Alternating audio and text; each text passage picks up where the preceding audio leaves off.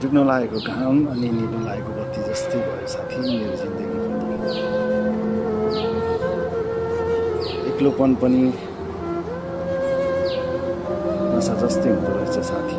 चाहनाले एउटा बाटो अनि बाध्यताले एउटा बाटो। घरबाट हिँड्दा सबै सामानहरू प्याकिङ गरे जस्तो लाग्थ्यो।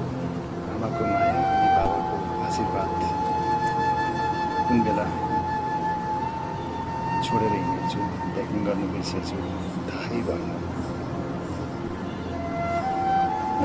यदि हजुरहरूमा कसैको उन्नति प्रगति र कसैप्रति नराम्रो भावना छैन भने सम्झिनुहोस्, हजुरहरूमा भगवान्को वास छ।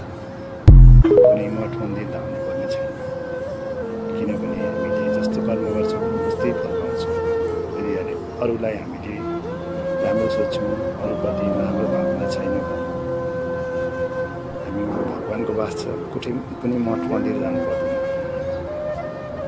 असहाय र गरिब दुखीहरूलाई सहयोग गरौँ र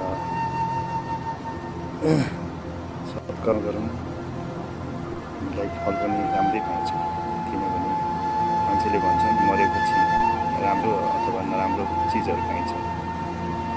हामीले यसै धरतीमा राम्रो अथवा नराम्रो हामीले यहीँ भोग्नुपर्छ, किनभने कर्म जस्तो गरेर गरिन्छ फल पनि त्यस्तै पाइन्छ।